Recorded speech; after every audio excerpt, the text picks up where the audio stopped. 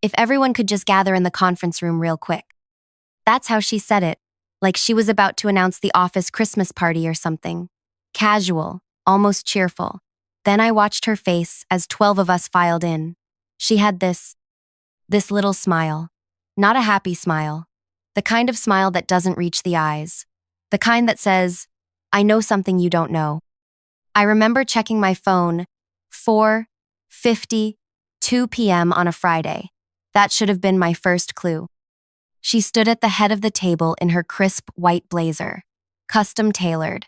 I noticed because I'd complimented it once and she'd made sure to tell me it cost more than my monthly rent. As you know, the company has been going through some restructuring, she said, tapping her manicured nails on the table.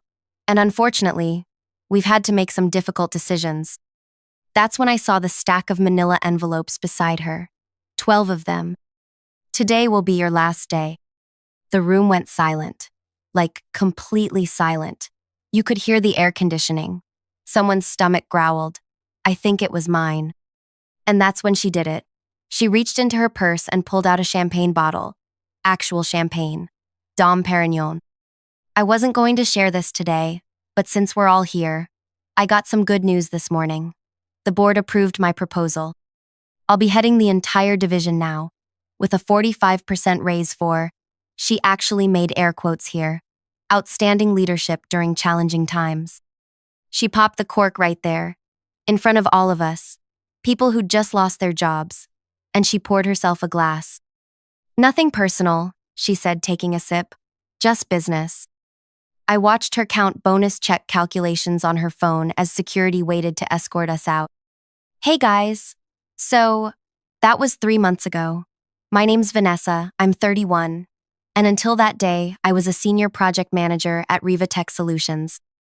Sorry, I know I probably look like a mess right now.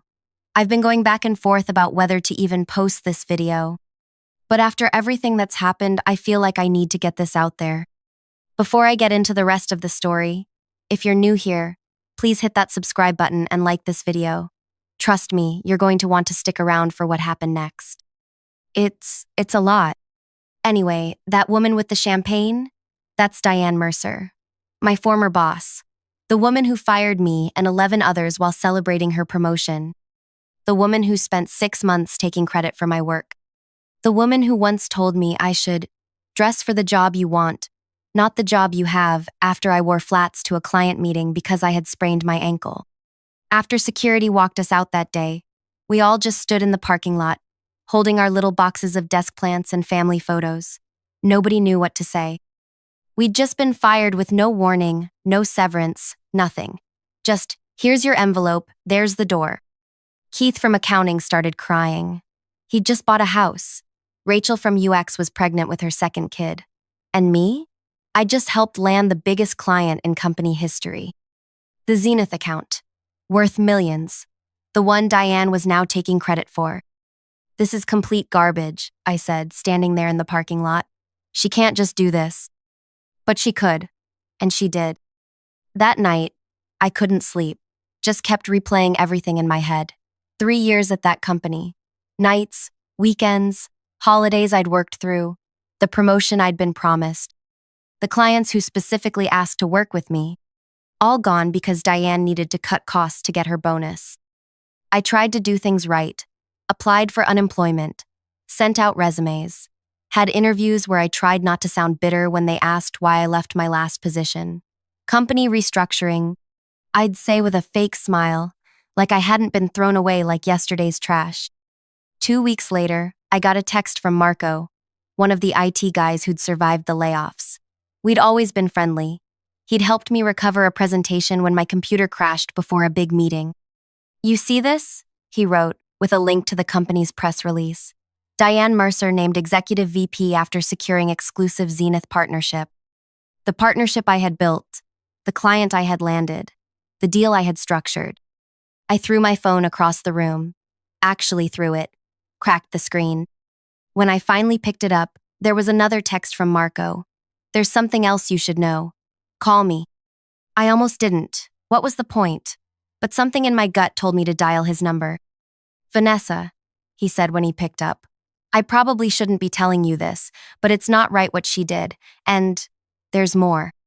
He told me he'd been assigned to back up Diane's files for the transition. Standard procedure, but he found something. Emails, dozens of them. Between Diane and executives at Vertex Systems, Rivatech's biggest competitor.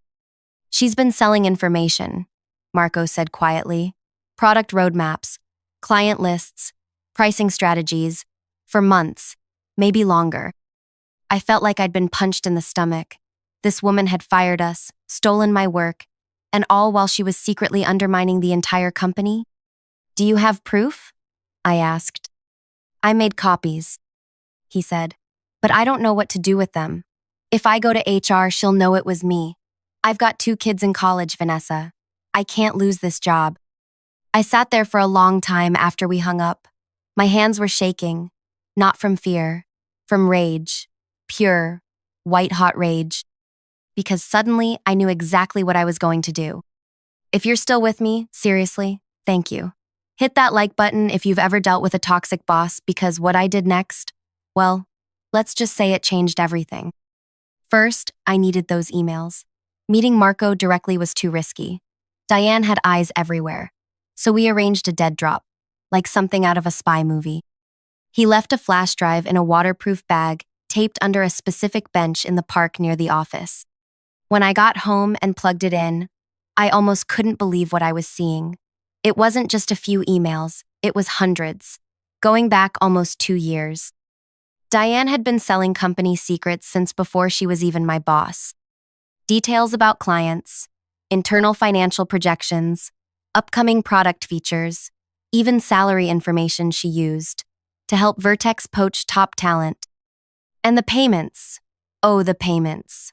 Offshore account numbers, Bitcoin transfers, all carefully documented because apparently Diane was as meticulous about her betrayal as she was about everything else.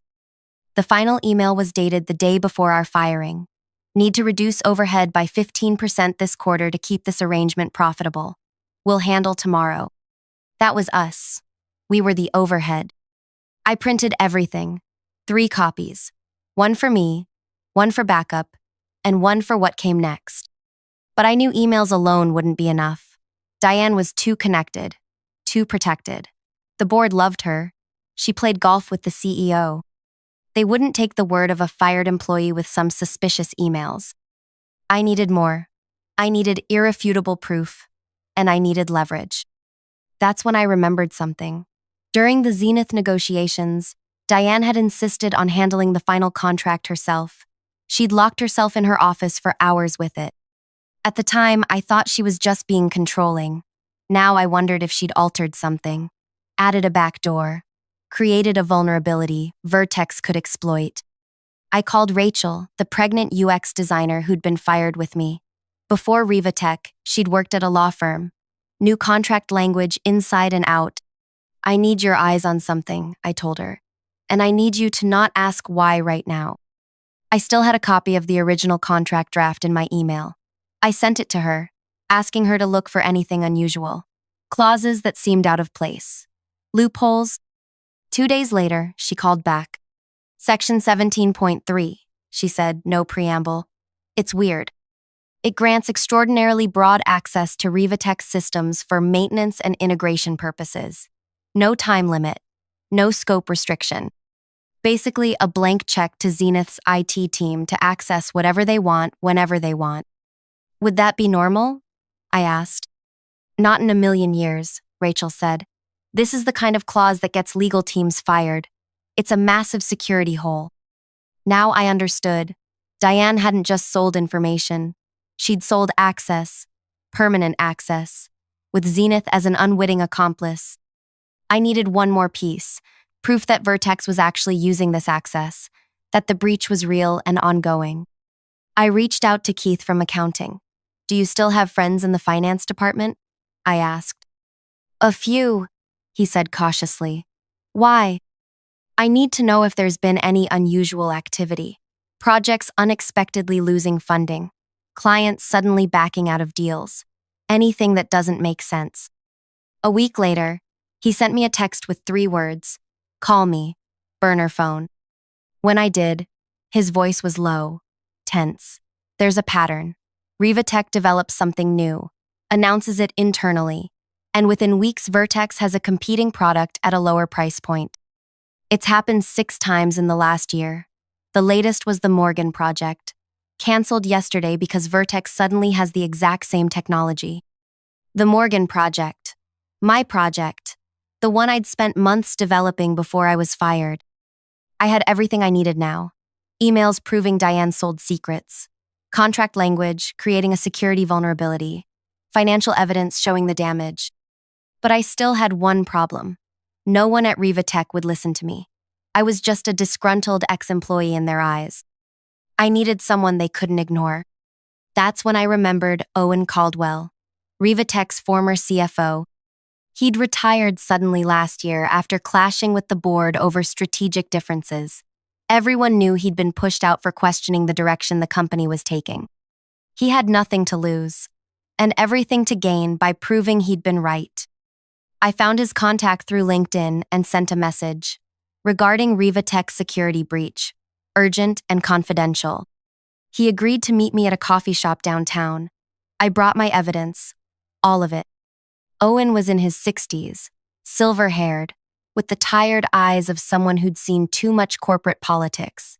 He listened without interrupting as I laid out everything I'd discovered. When I finished, he just nodded slowly. I always knew something wasn't right with Diane's numbers, he said. The growth in her division was too perfect, too consistent. No market fluctuations, no setbacks, just steady upward progress that defied industry trends. He looked at the emails, the contract, the financial analysis. You've done remarkable work, Vanessa, he said finally. But you're right about one thing. They won't listen to you. He paused. But they'll listen to me. And to this. He held up a small leather notebook. My insurance policy. Every board meeting. Every closed-door conversation. Every decision for the 15 years I was CFO. Including some things about our current CEO that he definitely doesn't want made public. Owen smiled for the first time. Let's talk strategy. I felt something I hadn't felt in months. Hope, mixed with something else. Something darker, more satisfying. The first part of our plan was already in motion, because while I'd been gathering evidence, I'd also been monitoring Diane through social media. And I knew she was scheduled to present at the annual Tech Leadership Conference next week. Her first major public appearance as Executive VP, the coronation she'd been waiting for. It was perfect timing. Too perfect. I'm going to pause here for a second. This is where everything changed. If you're invested in this story, please hit that like button and subscribe because part 2 is, well, it's where justice finally happened. And trust me, you don't want to miss it. The morning of the Tech Leadership Conference, I woke up at 5 a.m., couldn't sleep. My stomach was in knots. Not from doubt. I was way past doubt. This was anticipation. I'd rehearsed every step of our plan, knew exactly what would happen and when. But still, there was that voice in the back of my head saying, what if it doesn't work? What if she gets away with it? What if she wins? Again. I silenced that voice by opening my laptop and looking at the pictures from the company holiday party. The one where Diane had pulled me aside and whispered, you know why you'll never get my job? Because you care too much about the wrong things. People, feelings.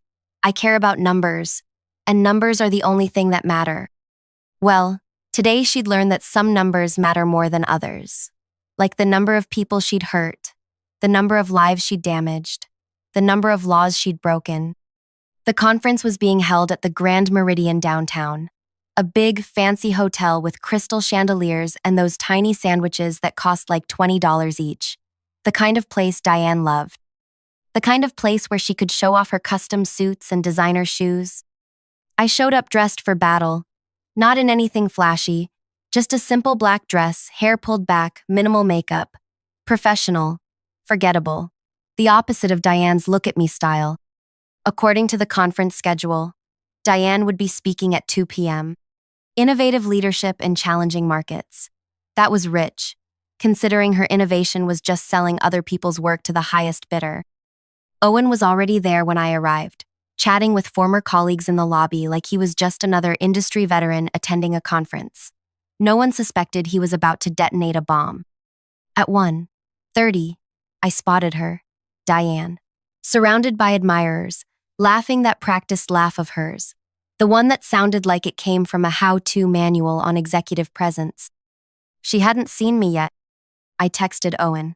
Target in sight. He responded immediately. Board members all present. CEO in the front row. Perfect. At 1:45, people started filing into the main conference hall for Diane's presentation. I slipped in quietly and took a seat in the back. From my vantage point, I could see everything. Diane at the side of the stage checking her notes. The Rivatech CEO and board members in the reserved front section. Owen positioned strategically near the emergency exit. And Zenith CTO, who'd flown in specifically for this presentation, not knowing he was about to learn how his company had been used as a pawn in Diane's game. At precisely 2 p.m., the conference moderator stepped up to the microphone. Ladies and gentlemen, our next speaker has been making waves in the industry with her innovative approach to market expansion and talent management. Please welcome Rivatech's new Executive Vice President, Diane Mercer. Applause. Standing ovation from the Rivatech contingent.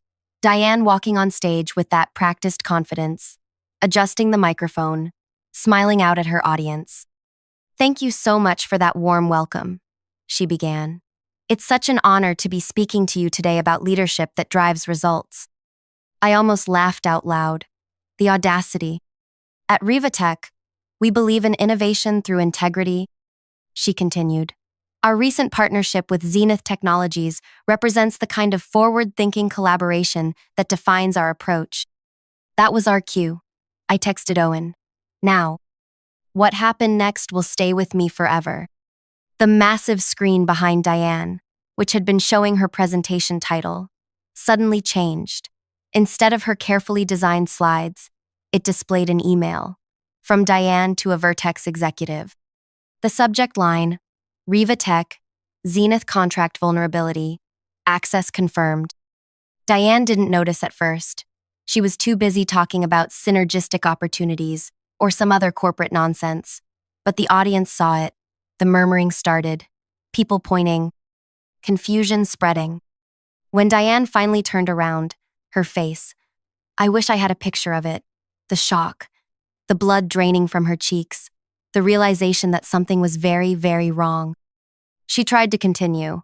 There seems to be some technical difficulty, but the screen changed again. Another email, this one detailing exactly how much she'd been paid for the Morgan project specifications. My project.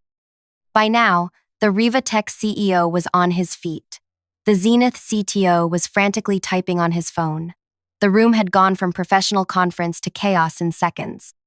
This isn't, Diane stammered. Another email appeared, and another. Financial transactions, meeting arrangements, the complete evidence of her 2-year betrayal, playing like a slideshow for the entire industry to see. The security team rushed to the AV booth, but they were too late. Owen had coordinated with a tech-savvy friend of mine who'd set up a remote access system that couldn't be easily shut down. And then came the final blow. The contract page appeared, with section 17.3 highlighted in glaring yellow. Below it, a simple message. This vulnerability has compromised Rivatech systems for 176 days. Estimated data loss, $47.3 million. The numbers Diane cared so much about. In bright red. Someone killed the projector finally. But it didn't matter. The damage was done. Every person in that room had seen the evidence, including reporters from 3 major tech publications.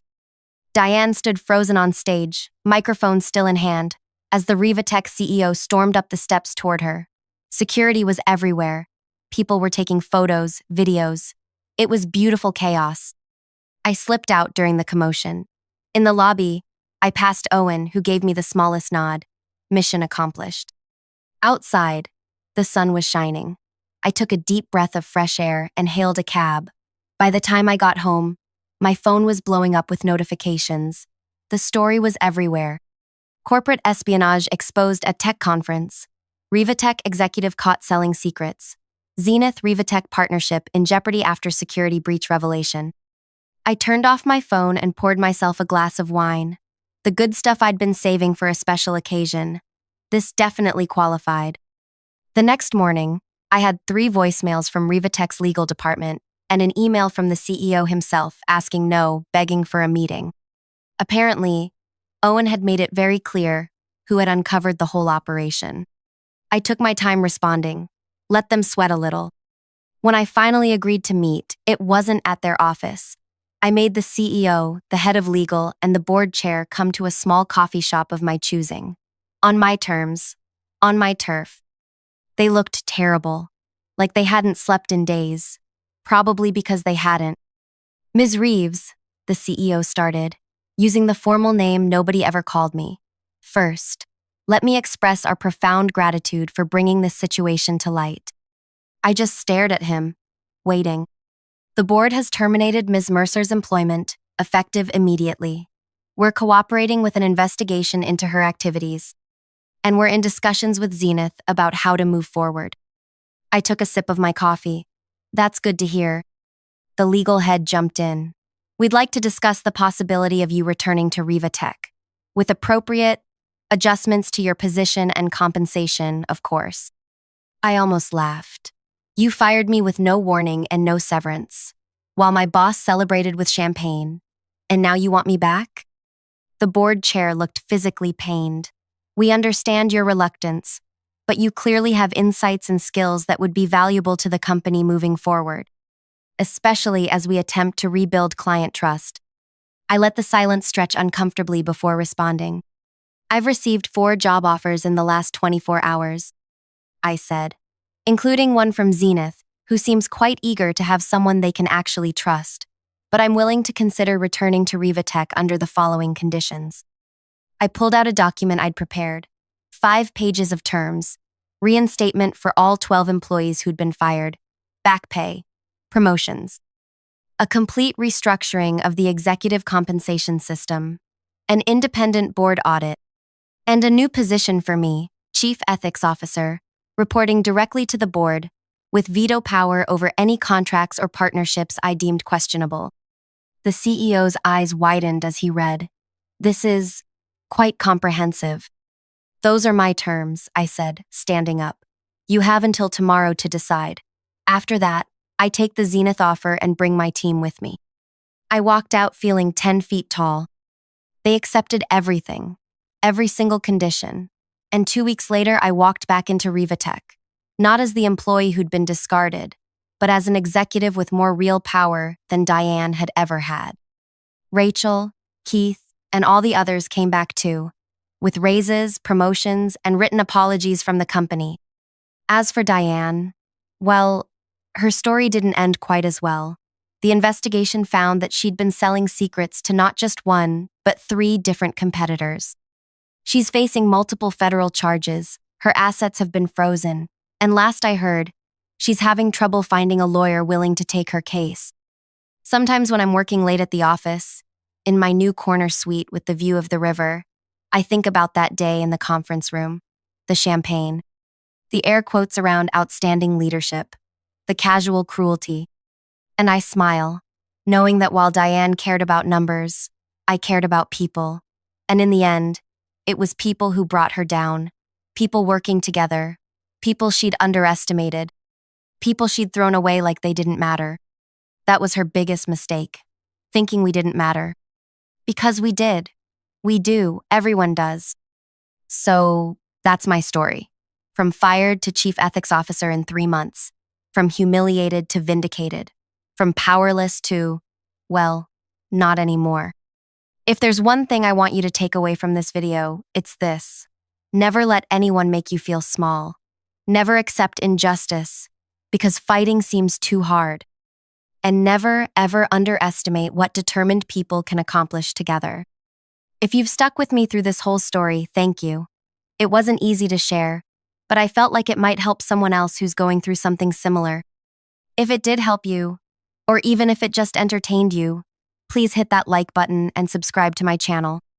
I'll be sharing more stories about corporate ethics, workplace justice, and how to navigate toxic situations while keeping your integrity intact.